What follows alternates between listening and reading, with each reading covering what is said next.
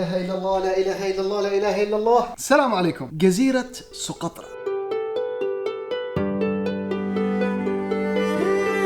إحدى عجائب الدنيا الطبيعية، حيوانات ونباتات وطيور مش موجودة في أي مكان ثاني في العالم، وأشياء ثانية كثير تخليها مكان مثالي بامتياز للسياحة. ولكن بسبب إهمالها وبسبب الظروف اللي تمر فيها البلد، السياحة شبه ميتة فيها، ومع ذلك تحصل بعض الأجانب يخاطروا ويحاولوا قدر الإمكان إنهم يوصلوا لها عشان يستمتعوا ببيئتها الممتازة ومغامرات الغابات والتخييم في جبالها. ومنهم هذه الرحالة إيفا زوبيك، بنت جميلة زارت سقطرى من شهور وما زالت فيها إلى الآن، ولكن في علامات استفهام كثيرة نحب نطرحها اليوم. إيش قصتها بالضبط؟ هذا هو اللي بنتكلم عليه بفيديو اليوم. يلا نبدأ.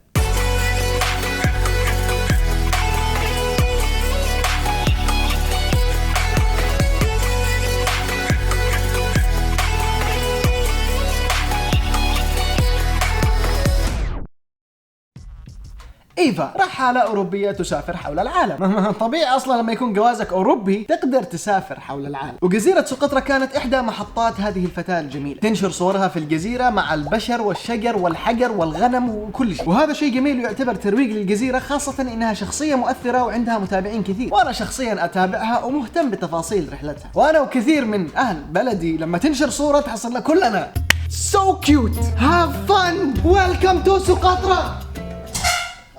مبسوطين السط لأنه نتمنى إنه السياحة تتطور في هذه الجزيرة. ووقت ما إحنا منشغلين بكياتتها نسينا نركز على بعض التفاصيل. إيفا وصلت سقطرى في شهر مارس بعد ما تم الإعلان إنه كورونا أصبح جائحة عالمية، يعني الفيروس موجود من قبل ولكن في شهر مارس أصبح جائحة عالمية. وإيفا بطريقها لسقطرى مرت ببنغلاديش وتايلاند ومصر وبعدين لسقطرى، ولما وصلت ما عملتش الحجر الذاتي وما عزلتش نفسها، وهذا يعتبر تصرف غير مسؤول. وانا للاسف انسان مسكين متحمس للسياحه في سقطرى، وجالس يعني اسوي لكم 3 فيديوهات عشان اقول لكم اجلسوا في البيت ومعلومات عن الكورونا. ما فكرتش بهذه السائحه اللي ممكن ان تاتي بالجائحه لاهلنا في سقطرى. اللي خلاني افكر هو هذا التعليق من اجنبي ثاني يقول لها واو مكانك تسافري مش خايفه من كورونا. وهنا يجي رد إيفا انه انا اخاف من الكورونا في ديزرت ايلاند، يعني كذا بسخرية. ديزرت ايلاند، لحظة ايش يعني ديزرت ايلاند؟ ديزرت ايلاند معناه جزيرة غير مأهولة بالسكان.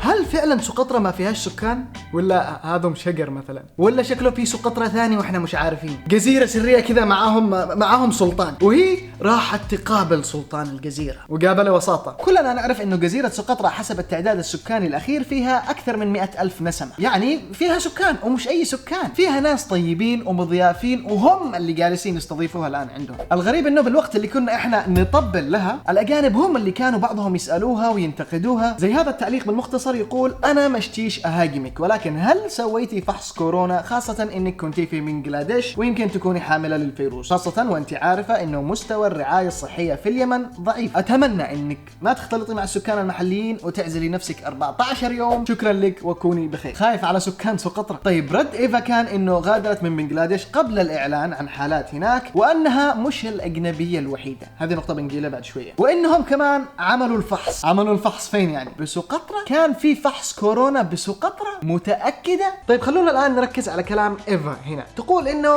هي عالقة في الجزيرة. كلام غير صحيح. كان في رحلتين إقلاع للأجانب من جزيرة سقطرى، واحدة في 17 مارس والثانية في 5 إبريل، والأجانب اللي كانوا معاها غادروا مع هذه الرحلتين. هي التي اختارت الجلوس، وكلنا عارفين إنه لو تشي تخرج بأي وقت بتقدر. تعرف يعني جواز أوروبي في ناس يسألوا عليه، إلا طبعا لو هي تشتي تعمل رواية الهرب من الجزيرة المهجورة. وكمان تقول إنه خايفة ترجع لبلدها وتنقل المرض لجدها وجدتها، خاصة إنها بتمر بدول ثانية يعني على ما توصل.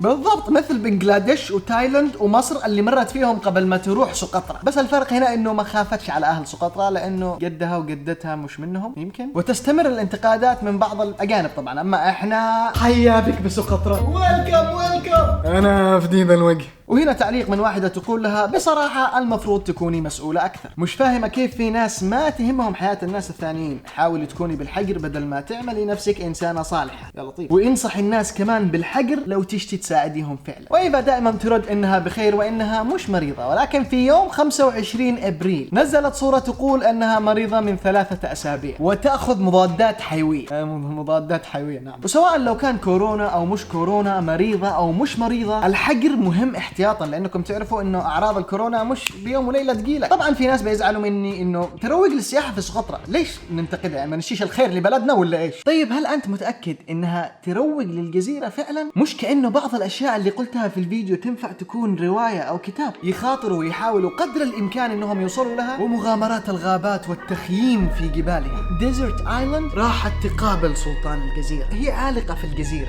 رواية الهرب من الجزيرة المهجورة. وهذه فعلا نية إيفا. كتاب ستوري في الانستغرام لإيفا من قائمة الأصدقاء المقربين وصل إلى يدنا. تكلمت في هذا الستوري عن بعض محتويات الكتاب. على فكرة واحدة من هذه النقاط إنه في سقطري تحرش فيها، المفروض تبلغ عليه والمفروض يتعاقب، لا بس بنسوي منه كتاب المغامرات. وكمان اللي ينتشر بالسوشيال ميديا إنها تصوم وتساعد الناس، يمكن عشان إحنا تفاعلنا معاها، بس حسب ما قالت هي في هذا الستوري اللي هي نشرته إنه حششت وشربت كحول. ومش إنه هذا الشيء ما بينتشرش وخليه بس بينك وبين نفسك، لا بينتشر لما يكون فيه مصلحة بس بالوقت المناسب، لأنه لو انتشر الآن هي عارف إنه الكلام هذا ما بيرضيش الناس، يعني أكيد بينتشر بعد خطة الهروب من الجزيرة زي ما مكتوب بالستوري. أقول الكلام هذا بس عشان أهلنا اللي يقولوا إنها تروج للجزيرة، هذا مش ترويج. القصة الآن إنه حتى لو الشخصية هذه ما فيهاش مرض، ما تصرفتش بشكل مسؤول ولا احترمت الإجراءات الوقائية. طيب يا مازن ليش تكلمت عليها هي؟ ليش هي والشعب كله مستهتر؟ أولا لأنها شخصية مؤثرة وعندها مئات الآلاف من المتابعين، أنا منهم طبعا، وكمان لأنه خايفين على سلامتها، ما حد يستاهل المرض. طيب وإحنا؟ قد سويت فعلا 3 فيديوهات لكم يا أهلي، يعني الآن تروحوا تشوفوا. أتمنى كلنا نفهم، وأنا أولكم طبعا، إنه مش أي أجنبي كيوت.